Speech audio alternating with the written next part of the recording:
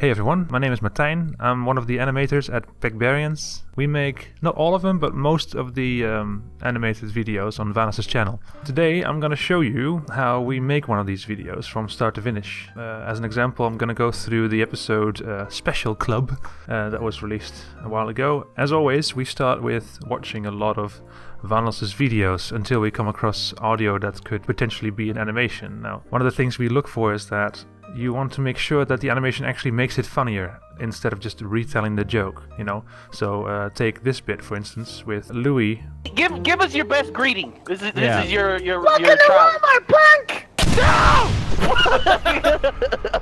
That was funny, but unless I go out of my way to try and retell the story, I'm just gonna retell the joke. It doesn't really add anything to it, so instead of doing that, I just decided to go for different jokes. So once we found some suitable audio, we have to cut it up into a suitable clip for the animation. I take it into Premiere, and as you can see, I go Frankenstein on it. I just completely cut it up into bits until I have something that is an episode. Once I've picked out audio, I get 2 tracks from Evan or his editor. They give me 2 audio tracks from the original episode, one with Evan's audio on it, and then the other one with all the other friends that he's playing with at the time. No music, no sound effects, so I get really clear audio basically, and it's really nice because then I can mess around a little bit. Sometimes I feel like, you know, Evan's talking and people are talking over Evan, and so I just cut out those people so that Evan is really clearly heard. Once that's done, I send it over to Evan. Evan listens to it and gives me some feedback. Once I get the green light from Evan, I start on the animatic. All of the animation, including the animatic, is done in TV Paint, which is our animation software. The animatic is the most important step of all of the steps because in the animatic, you do everything. You make sure that the timing is right, that the characters are in there, that the backgrounds are kind of there as well. All the jokes are told in the animatic. The only thing that's missing, as you can see, is animation. It's just it's like a slideshow, basically. But sometimes you put a little bit of animation in just to tell it. You can already see the whole story when you watch the animatic. What we do is then, when we finish the animatic, we send it over to Evan, and then he can give us feedback, and we can change things around. And it's easier to change an animatic than to remake a bit of the completed animation, because, you know, changing an animatic takes half an hour, but changing a full-fledged animation can take half a day or maybe even a day, and that's just, it's a waste of time. We need to find a balance between workload and quality, right?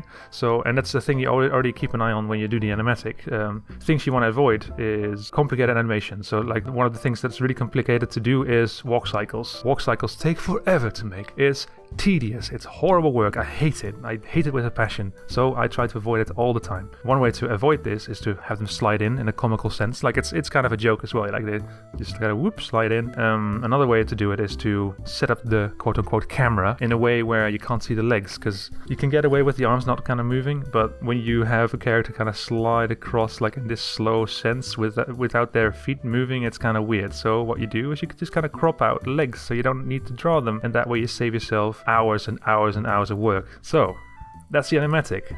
Once it's been approved, we go over to line art. Line art is the biggest and the most work-intensive step. It's divided up into 2 bits, right? So what I do usually is I start off with all the keyframes first, or key poses it's also called. Key poses are all the most important poses. Nothing is really animated. It's all just the key poses, the most important poses of the character. And then later on you add the in-betweens to kind of animate from one key pose to another key pose. But for now you just kind of keep to the most important bits. Once that's all done, I'll actually look at the beginning. It doesn't look like this. It looks like this is all you see basically.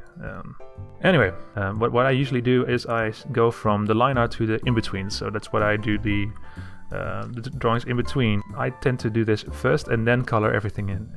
It gives me a bit more freedom. But what my colleagues do is what I've done now. They color in all the keyframes and then they merge all the layers together, and that way you can just use this layer to animate. But the problem I find with this is that it's kind of hard sometimes, so I mostly don't do this. I've done this for this episode, and I've found that I don't like it, but it's, it's fine. For my colleagues it works this way, it's just not for me. But before we go over this, I want to show you a few things. This is a file I've been making over the last half year. These are all the heads from all the different episodes. I can just go okay, I need a head for Delirious. Okay, what kind of heads do we have? we have a few. I just copy it out from here, I paste it in here, and then that saves me so much time. Then again, as you can see, like this is not proper quality. I still have to spend time drawing the head again, but I don't have to think about it. I can just do it almost with my eyes closed. It's super easy. Another thing I have is a library of mouths. Now, lip syncing, as every animator can tell you, is super tedious and annoying and boring. What I used to do is, I'll show you. We have a head here. This is a head. And what I would do is, like, I would listen to the audio and then I make shapes. Like I would go like, oh, he says I here. So I is more of a, like this, I. And then we have O.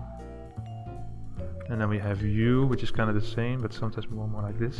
U. And what I would do is I would just draw a layer underneath it, and I would go, okay, the teeth here. Those teeth can stay the same, you know, as you can see. Like those teeth are fine like that, because your teeth don't move when you talk. You kind of like, tongue is almost never really, it's like low, so you can just say like the tongue is not visible in the mouth.